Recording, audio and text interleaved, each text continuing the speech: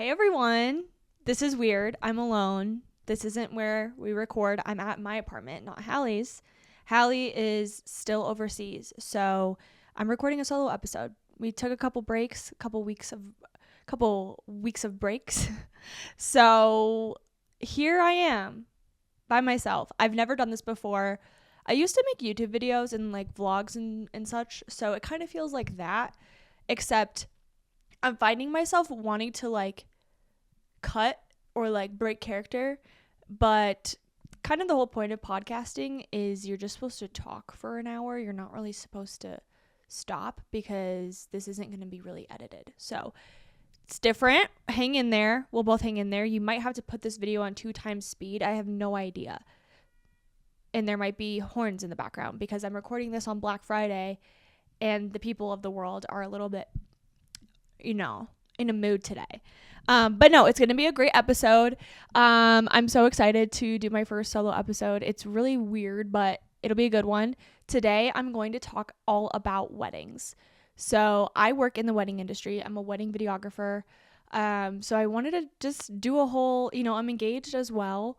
So I just wanted to do a whole episode all about, what it's like being a wedding vendor, as well as my own wedding thoughts as an upcoming bride, all the things. A lot of my world revolves around weddings, especially now that I'm engaged. So I wanted to dedicate a whole episode to that because I talk about weddings all the time. So yeah, we're getting in the festive spirit today. Oh, shout out.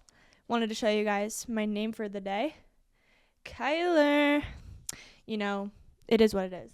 I'm taking a drink break and I'm not cutting this. 1 second. Comment below what your guys' favorite holiday drinks are. I'm mad because they took away the toasted white mocha and it tasted like roasted marshmallows, and I'm pretty mad about that. So that was like 3 years ago they had it at this point. It's been a couple of seasons where they didn't have it. But first I just wanted to talk about myself.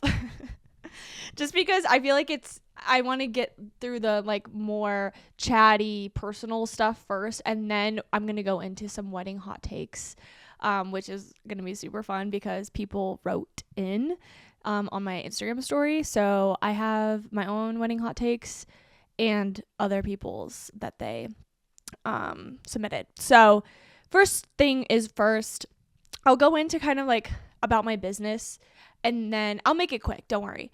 But just in case anyone's wondering. And then I'll kind of go into my own personal wedding updates for my own wedding planning and such. But first, business.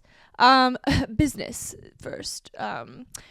I filmed 15 weddings this past year. That was my goal. And my goal for next year was 15. And I already hit that goal. The reason I didn't raise the goal is because I've been raising my prices. So the fact that I hit the same like quota, if you will, or goal, but have significantly higher prices than I did for this year, that shows for something, right? So I'm honestly hoping I can get to 18 or 20. I'm not really putting like hard pressure on myself to hit that, just because I have it. I still have a full-time job, the place I work with Hallie. So I don't really want to, if the videography was my only job, which is the goal, by the way, hopefully soon I can only do videography.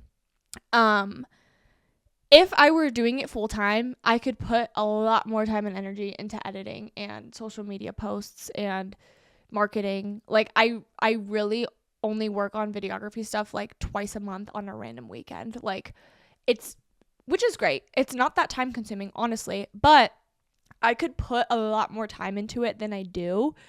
And,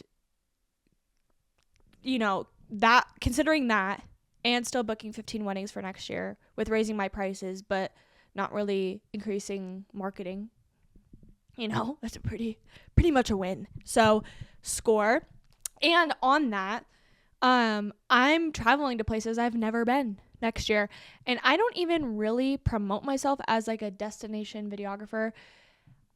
Traveling, although I do it often, it makes me anxious, especially when it comes to weddings, when you cannot be late, you cannot have many bumps in the road with travel, and I'm carrying around expensive heavy gear by myself, it's not the most like, there's ways to glamorize it. Obviously, traveling and doing weddings is like super freaking cool. Like the reason I've been to like Hawaii, for example, was because of a wedding. Had I not gotten that job, who knows when I would have gone there, you know what I mean? So there's like obviously like a good side to it, but I just want to say that it's also like not always like rainbows and sunshine, because it is a work trip at the end of the day, and it's a lot of pressure. It is. So I am going next year. So kicking off the year, I'm going to San Francisco in January. And then in February, I have my first international wedding. That's pretty cool. I'm so excited. Jared's going with me for that one. I basically was like, I don't know if I would take international weddings without a second shooter. That just seems way too scary to me. But I'm going to Panama, the country. Some people, when I posted it, they were like, oh my God, Panama City Beach. I'm like, no. Panama, the one and only, not Florida. So that'll be super fun. And then in April, I'm going to San Diego. And then the bulk of like the middle of the year, or I guess like height of wedding season, which is like late summer, early like fall, really, like August, September, October, I'm here in Colorado, which is great because busy season, I don't know how much traveling I could do during busy season. Personally, I know plenty of people that crush it. I don't know if I'm up for that quite yet. I could probably do like one or two during that span of time, just because I have weddings every single weekend of those dates, those months. But I'm going to Arizona in November. So this is definitely like the most traveling I've done for my career so far. And I'm getting more and more inquiries. You know, obviously as my prices increase, I'm attracting different clients, which is super fun. I'm not, pinpoint to one area. I'm getting traffic from other spots. So that's super, super fun. Just a little business update for you guys. To put things into perspective a little more, in 2023, I think I only did 4 weddings. I've been shooting weddings since I was 18. That was my first wedding I've ever done, was in high school, senior year of high school. Shout out Kristen if you're watching this, my first bride ever. She took a chance on me because I hadn't done weddings before, but she was like, I think you can do ours. And I did, and I loved it. And now I'm still doing it. It's literally insane. So I've been doing weddings since then. I probably did like 15 to 20 weddings a year in college. I was doing a lot of weddings in college. But then I moved here after I graduated. So I was like, awesome. Now I have to kind of restart because I'm from Iowa and now I live in Denver, Colorado. So I kind of had to find new clientele, if you will. A lot of wedding clients come from connections. So moving here, in a way, I was kind of starting fresh. Not completely, but, Oh my gosh, it's so hard to keep talking by yourself. I feel like I can't breathe, you guys. Anyways, so yeah, 2023, I probably only did, or 2024. I'm getting mixed up. 2024, I believe. I only did 4 weddings, and some of them were photo only, and I don't even do photo only anymore. So like those don't even count in my opinion. And then 2025, this last year, I did 15. But a lot of them I didn't even make profit on. I said yes to everything I could get so that I could have work to show for. That's one thing people don't talk about enough. I kind of have 2 opinions on this. It takes a long time to build a portfolio, and you have to be thinking about yourself a year ahead of time. Like, you can't just raise your prices now and then those won't even kick in until 12 months, if that makes sense, usually.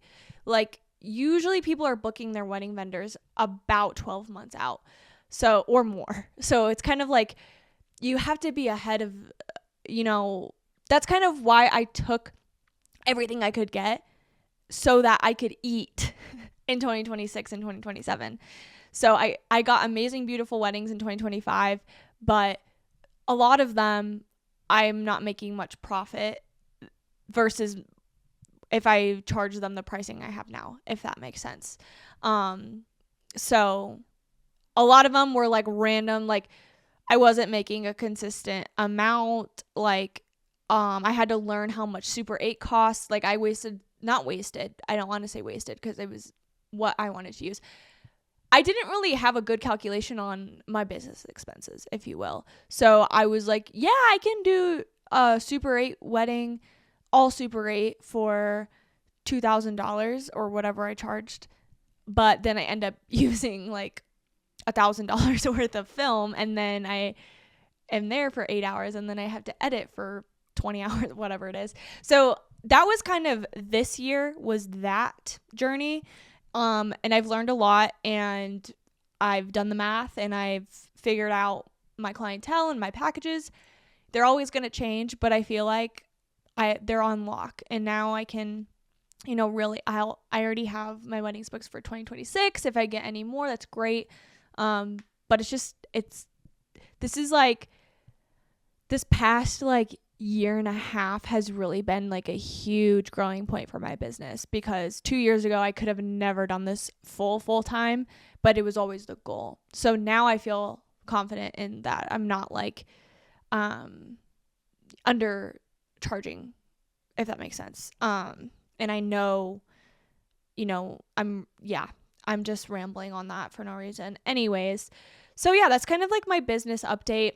One other thing is I'm working on a Super 8 course, which is crazy to say because I've always seen people like make guides and courses and stuff, not the BS ones where it's like, I make $300,000 a year, buy my course so you can make $300,000 a year. And then it's a course on how to make a course, and it's like basically an endless loop.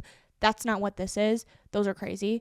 I just mean like people that I've bought courses from, and I haven't done like a mentorship, but people offer mentorships, and I'm just like, I couldn't even imagine myself selling that or doing that because I didn't feel like I had enough to offer. But I've been getting like quite a few requests specifically on TikTok and I got an email from like girl videographers that want to learn how to do Super 8 better or get started or don't know how to get their toes in with videography. So I was like, I've done 4 mentorship calls, completely like unscripted, just like we go on Zoom together and I answer any question they have. But I'm like, I've already done 4 of those, and I'm getting questions like pretty often on if I have more mentorships or like tips for Super 8. So instead of not having anything prepared, I'm making that because people are asking for it. So it's going to be a pretty thick like digital guide on Super 8, everything I know about it, mistakes I've made, like everything I've learned from troubleshooting, what cameras I have, where I get my batteries, where I get my film, where I develop, how I edit, how I apply Super 8 to weddings, how I price my Super 8. Like literally everything I know about Super 8 is going into that, and how I use it, and frequently asked questions, tips, tricks, everything. So I am making that now. I would say it's like 20% done because I'm going to film videos like this and put it into the digital guide too. So it's going to be like written information, but I also want to film videos just because I feel like I could fit a lot more into it if I'm talking to the camera, and there's a lot of things that I would rather just say than type out. So yeah, I'm working on that. No ChatGPT is being used. This is from my brain. So I'm really excited. Probably going to launch that in the new year in January because I need time to like finish my editing queue and then do that. But yeah, and then with that, I'm going to offer like just the guide or guide with call so that you could have like a call with me. Yeah, to pick my brain. But yeah, that's super fun. I've never done that before.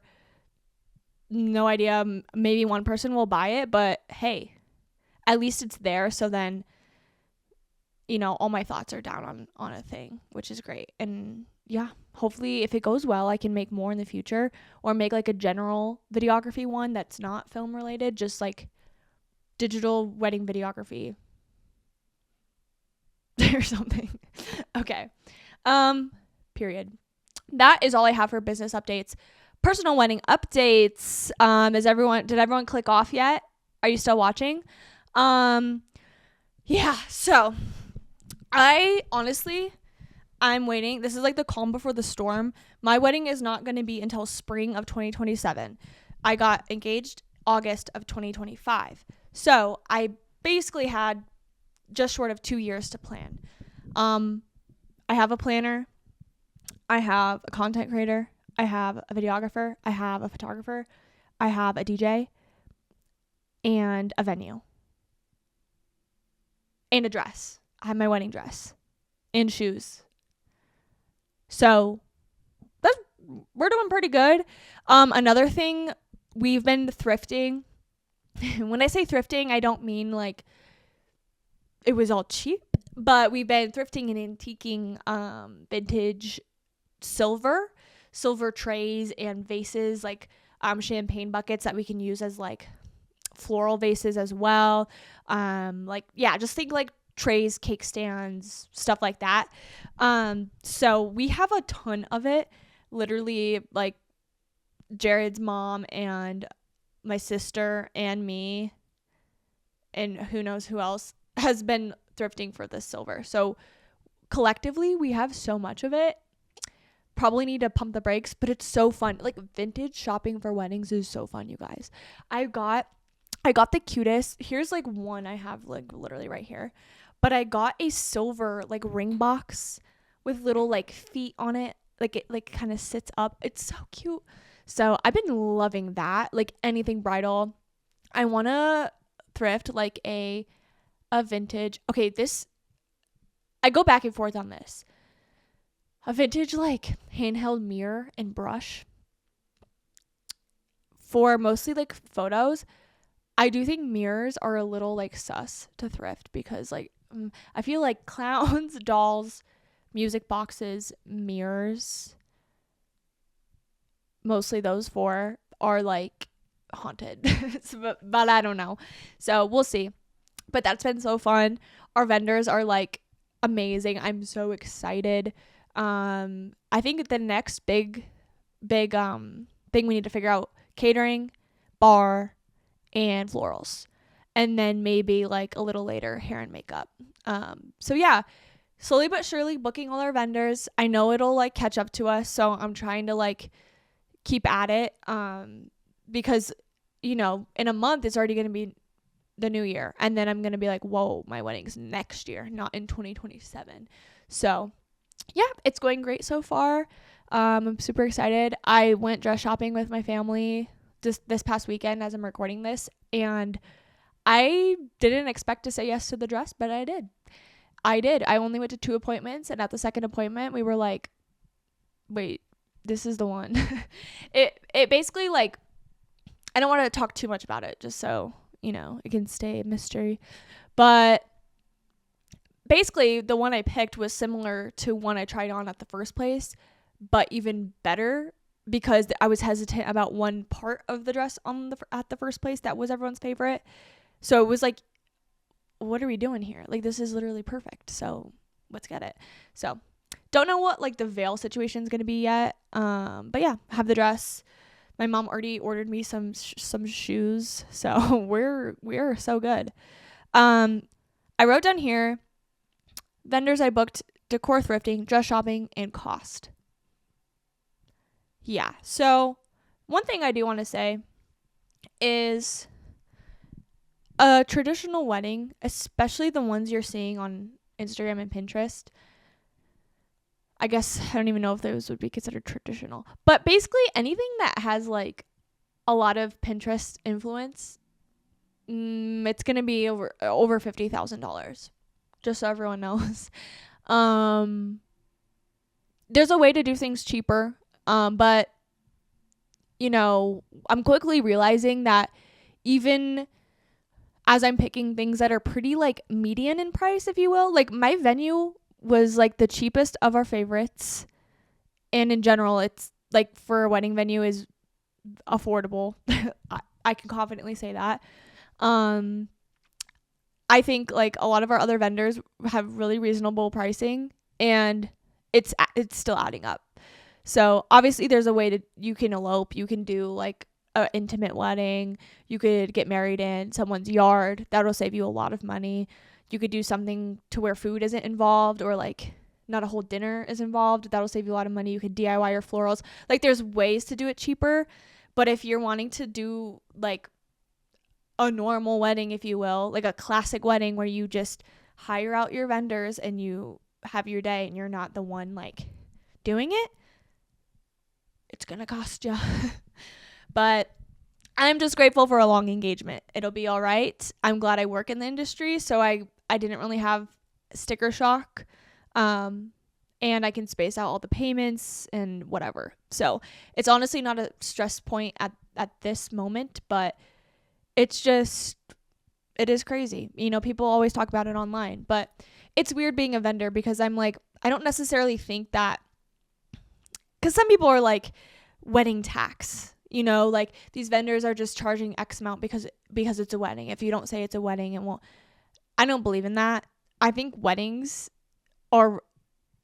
add so much more pressure to an event than a other event that's not a wedding. Like weddings are the one event that are the most, weddings are the event. Like I can't think of anything else that's more important that everyone like does, if that makes sense. So, cause like funerals are important too, but the person's not alive. So it's like, you know what I mean? So I don't know. The people that say stuff about wedding tax, I'm like, try being an influencer for a day. Try being a wedding vendor for a day. It's a lot of pressure and you get what you pay for. You really do. You do not want someone not knowing what they're doing at your wedding. Okay. Let's get into wedding hot takes. I'm so excited for this. I had you guys answer some of them, so let's go. Okay. The first wedding hot take is low-key hate when people read vows in front of everyone. I feel like it should be private. Okay, so for this one, I have two. I agree and disagree. As a human person, I agree. If I was like a +1 or went to someone's wedding that like I didn't really know, but I like knew enough to go, and they were doing private vows, I would be like, am I interrupting? This feels way too intimate. And sometimes they're lighthearted, but sometimes they are deep. They're really deep. On that note, as a videographer, I eat it up because that is, if you have good vows, that is the baseline of your story and of your film. You know, I don't have to include them in a film, but like those are the moments. Like if I watch back all the films I made this year, the parts that give me chills are shots of the couple reading off their vows. So I understand as a guest it might be like a little much, but as someone who's making a video based off of emotion, I'm like, give it to me. Because if someone was like, hey, I want a 15-minute wedding film, and they didn't have their own vows written, I'd be like, that's going to be a little hard. Unless someone has an amazing speech, which I wouldn't even like, that would be risky. You know, sometimes speeches are good, but most of the time they're not. Okay. The next one is mean veteran vendors. Yes. Guys, some wedding vendors have a stick up there. It's insane. Like some vendors, I don't know who they think they are. It's crazy. I can't say too much because I don't want to be mean, but I don't know. I think a lot of wedding vendors need an ego check. It's absolutely insane. They forget that they're on a team and they forget that they need to be working for the betterment of the couple, not for their own portfolio. And sometimes it's like, if you're at the point in your career where you're booking like the most amazing, elegant weddings, and you're being mean to the other vendors, like, you're not professional. Why are you in that position then? Because that means you're not ready for it. If you're not ready to be professional, sometimes I think these people need to go to like some sort of school. Because I'm like, I don't know. I went to a really small college, but like when we had to do video projects in like short films, there was like 15 people in a room. Figure out a way to work around. Like, I don't understand why like some, especially people with cameras, videographers, photographers, feel like they need to be like the center of attention or have it. Why is there a hierarchy? There shouldn't be a hierarchy for the whole day. The hierarchy is bride and groom, and then everyone else falls under. It's crazy, guys. Don't be mean, be professional. Psychos. And then the next one is, I hate bouquet around the bride trend. There, I said it. So if you don't know what this is, it's basically like, so if you're watching on YouTube, the bride, oh, sorry, I just burped. The bride will be in the middle like this, and then she'll be smiling, and then all of the bridesmaids' bouquets will be around her head. Oh my gosh. I'm like out of breath. Sorry, guys. So she's basically like smiling, and then there's flowers all around her head. I don't want to offend anyone. I don't disagree. I think if the bride specifically asked for it, hey, we're going to do it. But it would never be a shot I would suggest personally. But, you know, to each their own. No harm, no foul. You know, if you don't like it, delete it. You know, like if you're the bride. Okay. And then the last hot take I have is, a lot of vendors take advantage of people's insecurities to make money, and it sucks. So I don't know what this person meant specifically, but it sounds like they have a personal experience of someone, you know, vendors knowing other vendors were doing this. But I agree. I do think, well, I guess what I can speak on is that we work in the wedding industry day after day. People who are getting married usually have never been married before. This is their first wedding. They're naive. They're ignorant. They don't know what things cost, what things are.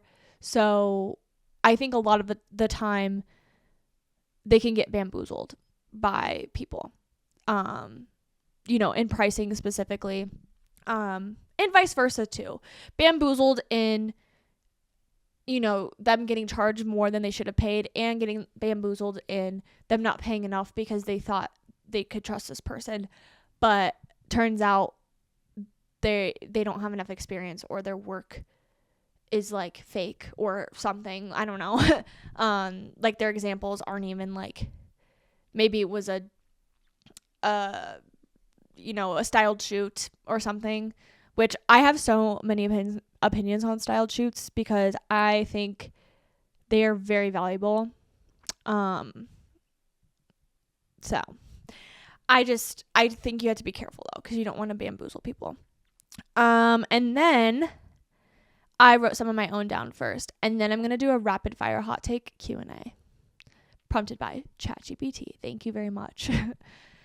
It's so hard planning like a podcast for yourself. It's like, I don't know. I hope this video isn't ass. Like, I hope you guys are enjoying this. It's only been 30 minutes, so we'll see how long I can keep talking. It's certainly fun. I just feel like I'm not talking fast enough, and I keep burping, and I need to like have more thoughts. I don't know. Okay. Anyway, I wrote down, just because their work is good doesn't mean they're a good wedding vendor or pleasant to be around. Period. there are a million amazing wedding vendors, or let's just say specifically, there are a million amazing photographers and videographers. Their Instagram may look gorge.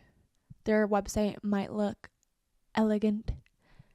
But they might not be. And I've experienced this working weddings. So just make sure, please have video calls with all of your wedding vendors and see if the vibe is there. See if you get each other and there's banter, and I don't know. You might not be able to, unfortunately, tell all too much, but one thing you could do, I guess, is ask your other vendors, hey, have you worked with this person before? Might help. It's not always something that the couple will notice, so that's a good thing. I would say, like, if anything, these vendors that I'm kind of talking about are still going to be ultra kind and fake to the bride and groom, but it's almost like making the rest of your team's job more difficult. But if they're professional, they'll work around it. No biggie. But it's just something to note, because especially with photo and video, these people are with you all freaking day. You're with your photographer more than anyone else on your wedding day. Think about that. Like, literally more than your significant other. So just putting it out there. Make sure you vibe check your photographers. Don't just hire them based off their Instagram.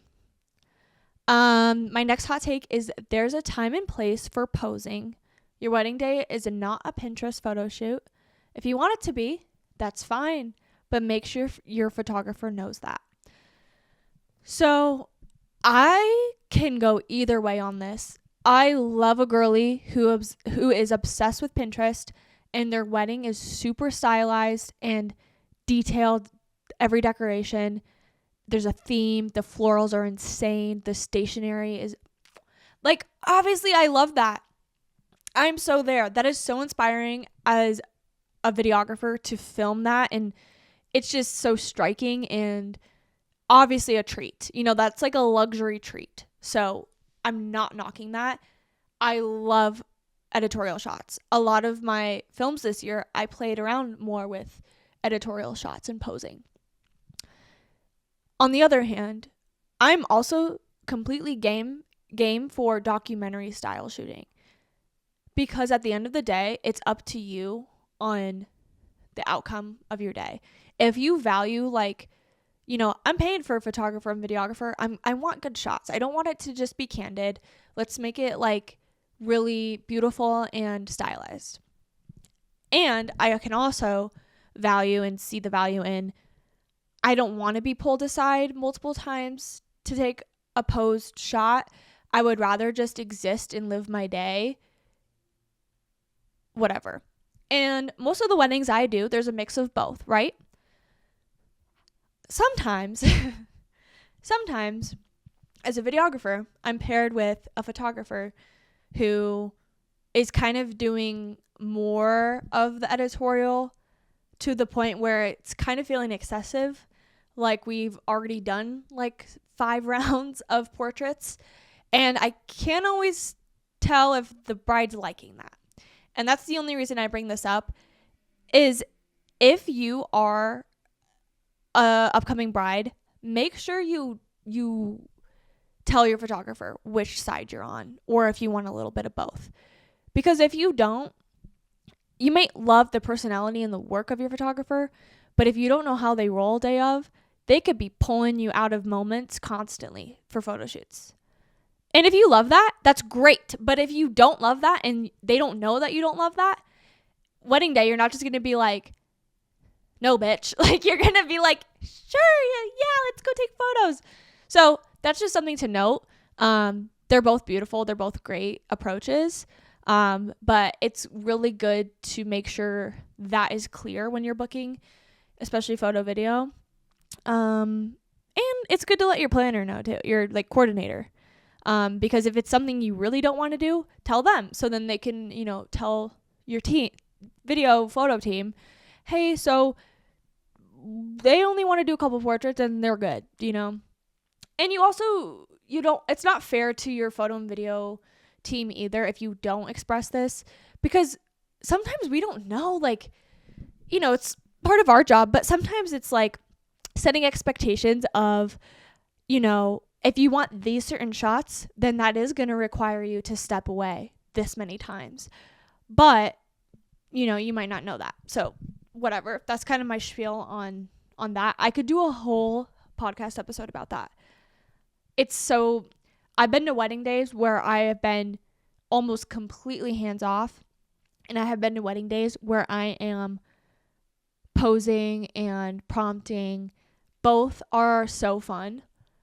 It's just, as a bride, it's making me think, what do I want? You know, like, what do I say fully documentary, but then I might be upset after the day's over that I have no pose shots? Or do I say, pull me aside for all the cute shots, but then the day goes by way too fast and I feel like I didn't have real memories with the people at the wedding? So, you know, something to think about. Yeah. Okay.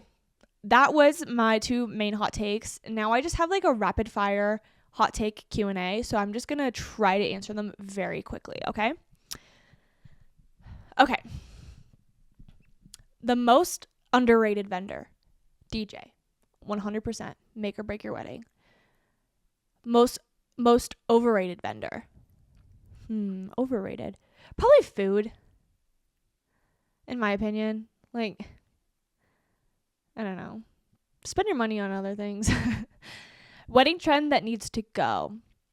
Wedding trend that needs to go. I don't know. I love trends. Eat it up. I think the wedding trend that needs to go is the obsession over making everything timeless, because it's an impossible feat. Your wedding can be gorgeous and beautiful, but in 20 years, we're going to know the exact year your wedding happened. So there's no point in fighting it. And that's coming from someone who loves vintage, classic, timeless look. That's literally my whole wedding is that. So just saying that, you know, I love that like look and idea, but we need to kind of like step back on the expectations and the obsession. Wedding trend that deserves a comeback. I don't know. There's really nothing I can think of. I'm skipping that one. Sorry. First look, yes or no? Yes. 10 times yes.